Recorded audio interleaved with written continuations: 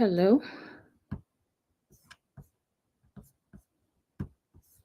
Okay.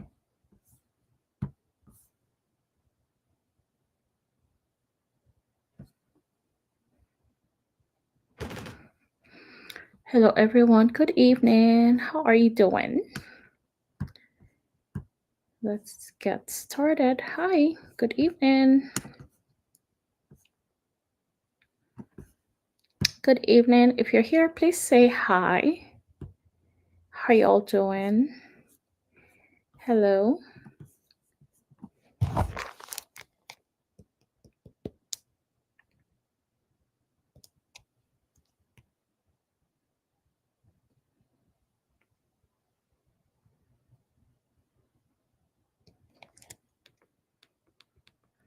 Okay. Good evening, guys. How y'all doing today? Happy to be here as always. I hope you are too. Gonna start to share my screen. Hi, Mimi. How are you? Let's get this going.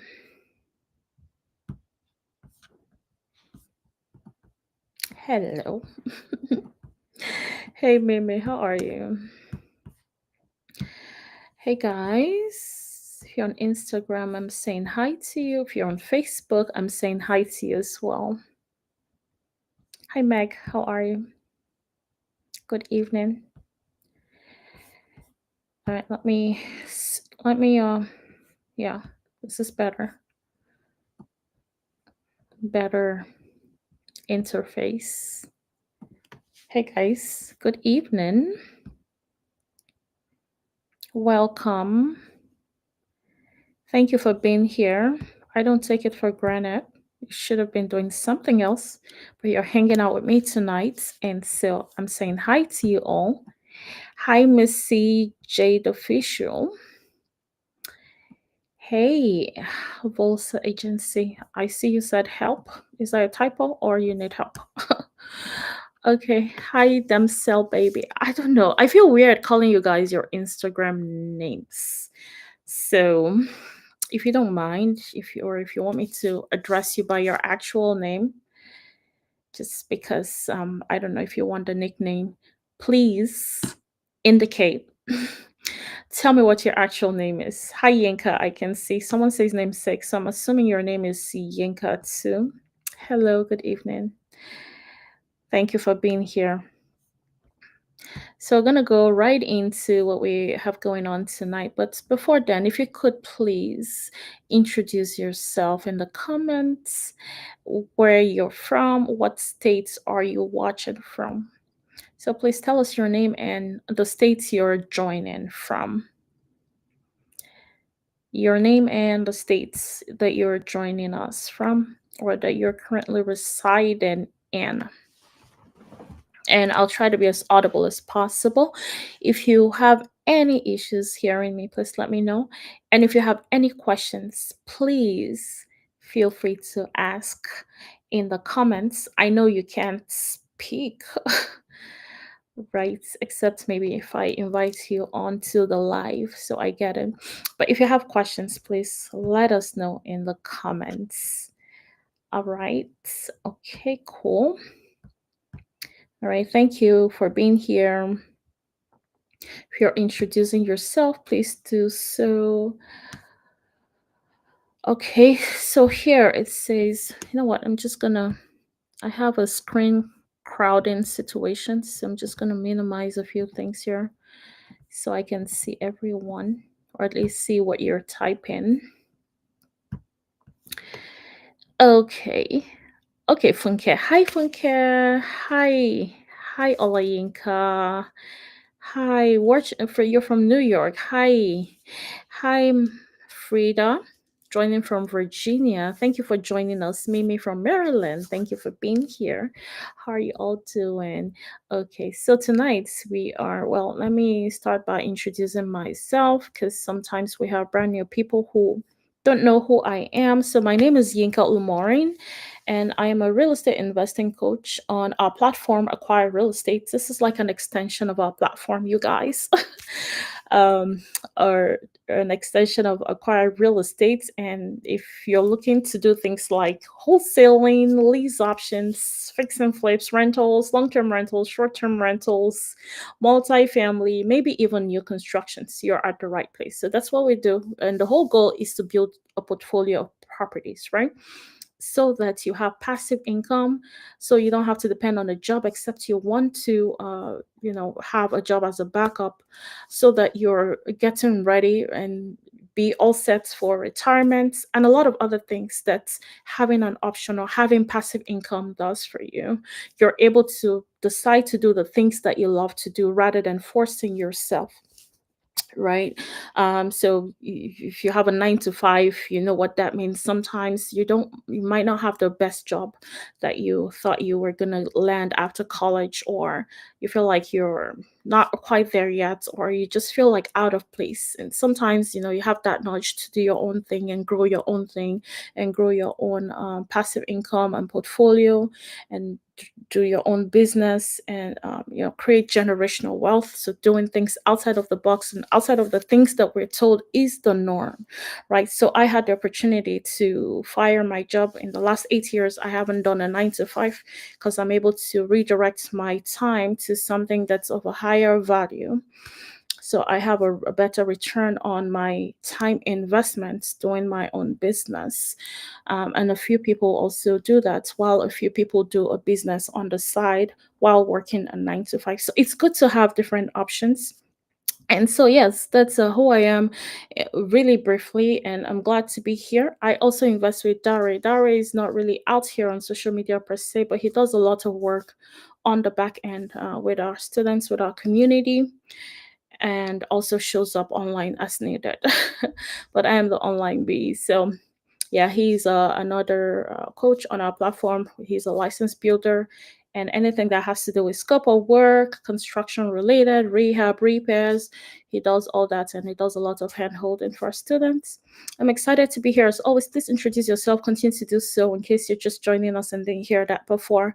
Tonight, we'll be talking about how to buy properties in a high interest and high price market. Just in case you don't know, you're not aware, we have high interest rates going on. And just in case you don't know, you're not aware, we still have high prices going on. It was supposed to be one or the other. And now we're dealing with they call it double whammy, right? Because with high interest rates, you should think that, well, maybe less people are buying because it's not making sense. Maybe they can't pay the mortgage. So the less people that buy, the more maybe the prices should now start to drop, right? So less people buying, prices should be dropping so that homes are more affordable. Unfortunately, that's not what we're seeing. Even with the high interest rates, prices are still high. And that makes a lot of people shrink back and not want to do anything. They don't want to invest. They don't want to start their business. They don't want to start to build a portfolio of property.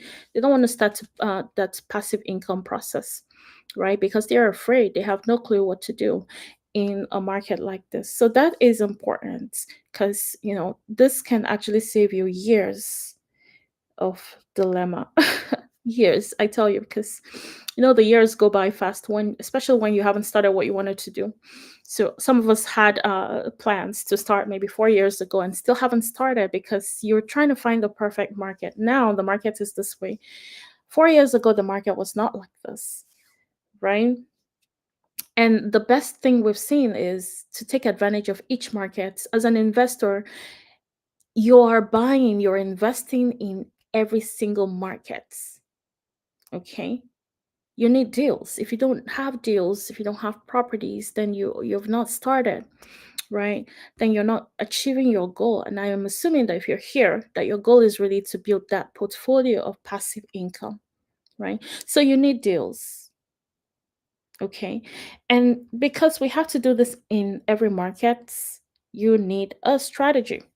Okay, so yes, the deals are there, but you need the right strategy to be able to buy in a high interest and high price points market. Okay, so strategy is everything. You don't lack deals, you lack strategy. Again, you don't lack deals, you lack strategy, because for every market, there is a solution. Okay, so let's talk about a few strategies that are very core, important for you to use in this market where you're dealing with high interests and you're also dealing with high prices, unfortunately. Okay, so one of the things you need to do is buy ugly, and literally, that's what I mean. Now, I'm gonna ask you guys, when you buy a property ugly, because you know what? When you go on, the problem is that a lot of you guys are going on the market and just looking at properties and looking to buy something off of maybe Zillow, and it's not making sense, right? It's not making sense because it's exposed to the competition. Even if they wanted to sell for cheap now, the market says the value of the property is higher than that, and they have to list it for higher. And now the realtor wants to make a lot of money on the commission. So at least the market gets a commission off of the market value. The higher the price point is, the higher the realtor is going to earn on commissions, right? So Zillow is a problem. Zillow is a situation, right? So a lot of people are going to look on Zillow and they want to put 25% or 20% down and buy traditionally something that looks good. Now that is a problem. You don't do that in a market like this. You want to buy ugly. Okay. Hey, Oludaya from Maryland. How are you doing? Hi, Joshua from Houston. How are you doing? Welcome. And I'm just gonna look real quick on here as well. Good. All right. So the first thing is you want to buy ugly. And I'm going to ask you guys a question. Why do you think buying ugly would help? I know we said buy ugly. Are we looking for an ugly house? Are we looking for an ugly property? But why? Why does it make sense to buy ugly? Why does it? What are we looking to do when we do that? I'm actually interested in what you guys think about this. What are you looking to do when you buy ugly?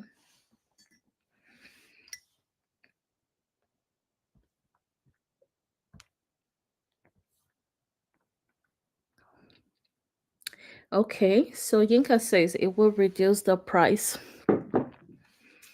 Yes. Okay, cool. I like that. I like that response actually. Why do we need to reduce the price? It will reduce the price. That's actually a very good answer. You are right. Let's see. It will reduce the price. Okay. Sweet. Sweat equity. I love that. Okay. And the mortgage. Okay, cool. I like that. Someone says, and a mortgage. Hi, Jalavia. How are you?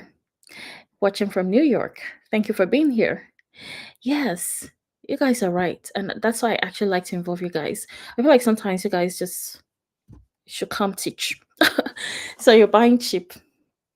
Why when you buy ugly, you buy cheap. That's the only way to get around this market with high prices. You're not going on Zillow making offers on properties that look good. You're buying cheap. You have that opportunity to buy cheap, right? And you're forcing equity, just like you guys said. If you don't force equity, you're buying too high, you're buying too expensive. Somebody else has already forced the equity into it, and now they're selling for higher. So forget about not wanting to do work on a property. You have to. But the good thing is, you don't have to be the one doing the job. You don't have to go learn how to be a contractor. You don't have to learn how to um, lay floors, right? There's a strategy to that. There are people who are trained to do this. You just need to understand on your own back end how things should work, especially your numbers, right? So it's important to buy cheap. In this markets, it's important to buy ugly. Gone are the days where you find good to go cheap, needs no work, needs no repairs, but it's cheap. It doesn't happen anymore. So you have to buy ugly, at least to a good extent, the kind of ugly that is okay to manage, right? And you have to force equity. So if you've been looking for ready to go properties, it's not going to work. Okay. The other strategy is you have to use creative financing, right? It is another way to get around this market. For example, maybe you've been looking on Zillow and nothing is clicking. You decided, maybe I'm going to change my strategy on Zillow. I'm going to go by people who seem to have motivation. Maybe they've been on the market for so long. So I'm going to use that strategy. Or maybe still on Zillow, I'm going to buy ugly, but I have to really negotiate in volumes, right? Because it's a numbers game. So Zillow, you can get deals on there, but there are definitely strategies on how to get deals on Zillow. But right now, we're talking about off markets, right? Off market deals. You're driving by and you see a house that's run down. Thankfully, you can check with the town to know who the owner is and contact them directly. You're bypassing the market. You're avoiding them going on the market, increasing the price, and you're saving them a lot of stress. You're able to cut off a lot of unnecessary costs, right? When you do that, you're offering things like you're asking for things like seller financing, completely bypassing the bank. You're making offers like lease option, completely bypassing the bank. You're making offers like subject to, completely bypassing the bank. By the way, if you have no clue what the strategies are or what creative financing is, please type CF, which stands for Creative Financing, in the comments. And Meg is going to send you the resource from last week, I believe. That's when we talked about creative financing and the different strategies to use or to explore under creative financing and how it works. So if you have no clue what I'm talking about right now, type CF in the comments so Meg can send you that training from last week and the resource also. Okay, so you've been looking in the wrong place. You have to use creative financing as a strategy. You've been making the wrong kind of offers, right? So, high interests, high price, you have to, as a savvy real estate investor, you have to do things differently. Okay. The other thing that you should be doing is thinking of how to create cash flow. So maybe the only thing you're thinking of is long-term rental. You're thinking Section 8. You know, Section 8 does have a pricing schedule that they use for certain areas, right? So you can't really do much about that. The price flexibility isn't that much, right? But maybe you're thinking, oh, I want a long-term tenant. It depends. It's not always that way, right? Um, and that's just another topic altogether. Maybe you've just been setting your ways on this is not making sense. But are you able to create cash flow? Are you able to make the property earn more money? What are some ways that you can make a property earn more money? Let me see what ideas you guys have. What are the ways, some ways for you to squeeze out from cash flow, extra cash flow off of a property? Yes, let's put it that way. How can you squeeze out extra cash flow from properties? How do you squeeze out extra? What ideas do you guys have on how we can increase cash flow on properties? How can we have a property do more, do better on cash flow? What can we do? What ideas do you have? What ideas? And this is important, guys. So maybe you've been setting your ways, you've just been doing one thing over and over again. Okay. So there are certain ways you can increase the money that a property makes on a month to month basis. Okay. There's certain things you can do. For example, maybe you want to do short-term rentals or maybe even mid-term rentals, right? Do you want to switch from long-term rentals like the traditional Section 8 regular rental strategy that you know? Do you want to switch it over If that area is looking good, do you want to switch it over to a short-term rental like Airbnb strategy and make more money? Or do you want to switch it over to like midterm rentals like um, travel nurses or travel nursing strategy, right? Do you want to increase the square footage of the property? Hey, Joe. Joe says rental, Airbnb, 1031 exchange, HELOC. Okay. Okay. That's a mix of a lot of different things, right? So do you want to increase the square footage of the property? Because the higher the square footage, the higher the rent would be, right? So now you can command a higher rent because guess what? If a tenant wants a lot of space, then they're willing to pay for that extra space, right? So in your renovation process, because we said buy ugly, right? And if you're buying ugly, it means that you're doing some renovation. In your renovation process, are you able to think about how this property can make more money? Can I increase the size? Maybe there's a porch that I can finish. Of course, with town approval, right? So you're going to get that permit. You don't do things outside of getting permits. You don't avoid permits, right? So are you going to go and do an addition if it makes sense on the numbers, right? Renovate, yes, that's true. Are you able to add a bathroom? And I like what you said, Oludai, when you said renovate, because essentially we're doing that. And actually, if you were looking at a brand new house compared to, or a house that seems brand new or recently renovated compared to one that's older cabinets, which one is going to command a higher rent?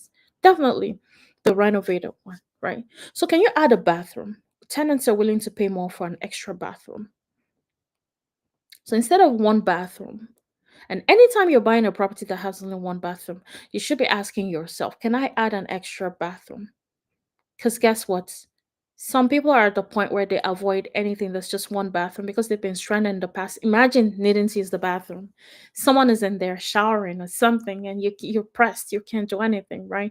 And they're like, next time we're gonna make sure at least it's a bathroom and a half, right? So even if it's a half a bathroom extra, it's worth it, and it definitely boosts the price of the property or the value of the property, also the rent price. Does that make sense? Type makes sense in the comments if it makes sense. I want to make sure everybody's following this. It's not complicated, it's really straightforward, and these are simple things you can implement while you're searching. You're looking at the property and wondering if this property has the potential for what I want it to do, right? And you're different from other investors because people are looking and they're saying, well, it's just 3 bedroom, one bath. But you are saying, I can actually do better with this property beyond what other people are looking at. Okay, says makes sense, makes sense. Good, good. Perfect. All right. So another strategy right here would be to target the right market. Can't even say this enough. Target the right market. Do you know that there are certain markets in the US at this time that make a lot of sense for renting? Markets where the rents will definitely cover the mortgage and leave you some extra or even a lot of extra cash flow. So you're going to ask yourself, have I been looking at the wrong markets? Yes, back then where the interest rates weren't high and prices weren't so high, of course, we always think prices are high. That's actually the funny part because funny enough, even though I'm just a little short of 10 years in real estate investing, however, I feel like I've gone through a few market cycles. And I think that's because of COVID, like some kind of exaggerated cycles. And I've seen how things play out. There is no market where people say there's not a lot of competition. There's no market where people say houses are cheap. It's always expensive for one reason or the other. So could it also mean that this is a better market than waiting next year or 2 years time? You guys know what I'm talking about because I don't see things dropping. And if they drop, that will be trouble. That means the market will be even more competitive. right? For a lot of reasons that we've talked about in the past. But for every markets or seemingly tough markets, are you targeting the right markets in terms of location? Or are you targeting the right location? So are you targeting loans that make sense for your goals? And because this is a little broad, you guys, you're going to get a resource tonight on top 10 cash flowing cities in 2025. And they're also landlord friendly. But before we have those resources sent to you guys, if you're here, I mean, if you're here, and at that point, you can have it sent to you if you're still here. But before that, let's talk about a student deal. So we're going to discuss this student deal at 3 bedrooms and 2 bathrooms. Okay, just an example of a deal done in a market with high interest rates and high price. Okay, so this person paid 15K down for this property. Okay, I don't remember if it's out of pocket or if it's from other funding. Okay, but they had a 15K down payment on here on this property with an estimated value of $260,000. So after repair value is the ARV. After everything is done, this property is going to be worth $260,000, and they were purchasing it for 150,000. Just recently, this property was, if you wanted to buy something like this, it would be around 100,000, nothing more than 100,000. But in a high price market, they're purchasing for $150,000. That's about $50,000 extra. And for some, we think, oh, this is not going to work. Just recently, this property was worth like 100K, right? Though in as is condition, but now have to pay $50,000 extra. So they had to put in $40,000 to do repairs and renovations on the property. Remember, we said buy ugly, right? As a strategy. Okay. So they had to put in that equity or sweat equity. When you're putting work into a property, you're increasing the value of the property by way more than the amount of work you're putting into it. This property rented for 2400, so 2400 every month.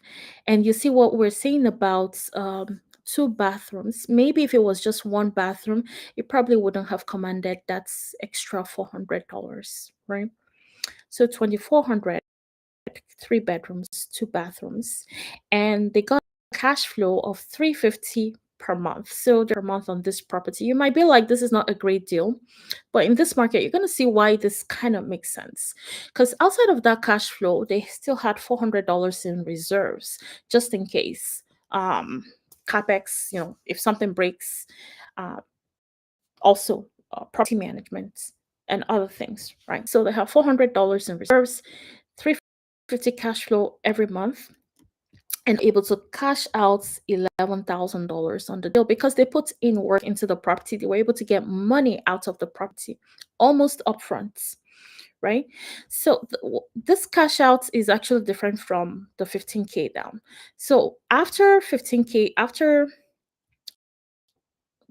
paying back this 15K down, they were able to cash out 11,000 extra. Because remember your deal analyzer where the cash out does not include your down payments. So whatever you've incurred in the property, this will be extra. So they didn't only get this money back, they also get an additional $11,000 back. So long term, what are we looking at? Because if you're looking at this, well, I made money back. I got a free property, I guess. Property paid me 11,000. I didn't have to leave any money in it. I got this amount back, and I also got an additional this amount back, and I kind of make this extra every month. Even though I would say our cash flow is 350, this is reserves. We want to save money just in case we need some money for repairs or maintenance. We have that in savings. The strategy with interest rates are high, and you think, well, this is not a great cash flow, 350 a month. But by the way, if properties is like 3,500 a month, but that's not the only juice here, right? That's not the only thing. You do this on 10 properties because you got your down payment back, you got extra money back, you can resell cycle, you can keep doing what you did to make this happen. But over time, you can actually boost their cash flow, increase their cash flow, because if rates drop, they can go ahead and refinance. That means changing the mortgage on the property. So if rates drop over time, they can go ahead and change the mortgage to a better interest rate mortgage and do better on cash flow. But not only that, in this whole process, they were able to infuse an equity of 65,000 in the property. So they have equity that will continue to grow over time, depending on the area. Yesterday, I was doing some research. Actually, I saw some areas had 20% appreciation. And I always use a 10% illustration because it's easy to know. So if this is a 10, if for instance, this is a 10% appreciation area at 260K value, that means every year this property makes 26,000 just sitting, just the fact that you have this property, the first year it makes 26,000. So if you the following year, if you add this 26,000 to 260, that's around 286, right? So the following year the appreciation will be 28,000 plus. So it keeps increasing, right? It will be a percentage of the current value of the property. So you see how generational wealth grows. And you're not only doing that on one property, you're doing that on multiple, in such a way that after a while you have so much money in a property, you can pull out to expand your portfolio and do even more deals or buy even more properties. Anyway, so remember, when you're buying a property like this, you're not only looking at the cash flow you're earning monthly. There is a lot more that goes in there. There's a lot more that's happening on the background, okay, or behind the scenes. The other thing to remember, this guy's rent is going to go up year after year. Because guess what? You need to be at market value, right? You should be at market value as a landlord. You don't want to be that landlord that's still at $800 in rent when people are already at 1,500. But because your tenant is long term, they've been there for 10 years, you feel like you just like that stability at $800 a month, right? It's not the right practice. So you have to measure up with market value. Because guess what? Whether you like it or not, the taxes can go higher on a year to year basis. But in your increase, you're making sure that you're accounting for that as well. And again, there's a process to all this. So your rents will increase. That means your cash flow would also increase. Okay. If not for anything, because of inflation, rents will increase, your cash flow will also increase, even if you didn't refinance or change the mortgage. The other thing to remember is benefits. If you're working a W-2 right now and that's all you're doing and you're earning anything below 200,000, unfortunately you're paying much in taxes, right? That's middle class, by the way. I'm sure there are people that earn even more that pay a lot in taxes. Maybe you're paying over 10%, you're paying 20%, you're paying 30%. You're doing a lot. And that extra money is something that you can actually use to set yourself up and do things like this, right? But when you have a property like this, it actually affords you the opportunity to save a lot of money on taxes. You definitely are able to depreciate that asset over time. And also, you also, well, because they assume that your property is losing value, but in reality it's actually appreciating. So they give you they give you you get benefits from a depreciating assets, right? That's one. And also your expenses. You're deducting your mortgage interest, you're deducting your expenses. So I mean, if you don't have a side business, or if you're not in real estate investing, you're definitely paying a lot in taxes, which you want to change that situation. You're gonna thank yourself for doing that as soon as that happens. Even if you just got one property for now, you're gonna see the difference in your taxes. Anyways, so the resource for tonight is going to be our top 10 cash flowing cities in 2025. And these are landlord friendly states. So type resource in the comments. I'm just going to look to see if, okay, makes sense. If there are any questions, simple lending. Okay, so I'm just going to go until the next page. You want to go ahead and type resource in the comments if you want that resource, so Meg can send that over to you. Here's a simple lending financial for all financing. Okay, well, Yes. Cool. So I think I covered all the comments. I don't think there are any questions on this. Hopefully it's crystal clear and hopefully you have an idea what to do in this market to be able to make more money and to get the best deals and to buy properties. Don't be afraid. Every market has things to scare you off. If you continue to be afraid, you're not going to make progress. But even if you made a mistake, you're gonna bounce back, and you're gonna be thankful that you give yourself the opportunity to grow by just going in and doing something and getting things done. Sometimes that's really all you need. You need to get started and do it right. And talking about doing it right, if you wanted to get into coaching as well, type coaching in the comments. One way to do it right to save a lot of money, because sometimes you're freestyling, you're losing a lot of without even your numbers are not making sense and you have no clue your numbers weren't making sense. You weren't considering the future, you weren't doing a pro forma to see if your current strategy makes sense. So if you need help just getting started and getting things done the right way, type coaching in the comments. Honestly, we provide the best kind of help. You can ask our students. And yes, if and even if you're not getting started with us, get started any way you want to get started. Okay. We want to be surrounded with people who are doing deals year round. It helps build a better community. So get started however way you want to get started. And if you wanted to get started with us, definitely type coaching in there. And I am actually going to talk to you and see what your goals are, and we can see the best way to help you out. All right. So with this, I believe that we have come to the end of tonight's meeting. I'm not going to call it training because I'm just happy to meet all of you guys again. So thank you for being here. And I will say have a great night. Please, if you can type good night in the comments, good night in the comments, please. Just say good night to everyone. Again, type resource in the comments if you need Meg to send those resources to you. Meg, I hope you're capturing everyone on Instagram as well because I know Instagram messages disappear. Um, but yeah, I think we got everyone. So Meg, please help your folks. Okay, help your folks on Instagram. Good night, Damsel, Babi Yinka. Good night. Good night, everyone. Please type good night in the comments. Meg, I don't see your comments on Instagram. Are you here too? Can you see everybody? Do you got everybody? You got everybody? Okay, cool, cool, cool. Thank you. Thank you, everyone. Thank you so much. Thank you. Yinka says, I love your teaching. Thank you so much. Good night, Nana. Good night, Volsig, Funke. Good night, Nikki. That's my big sister. Good night, everyone. Good night.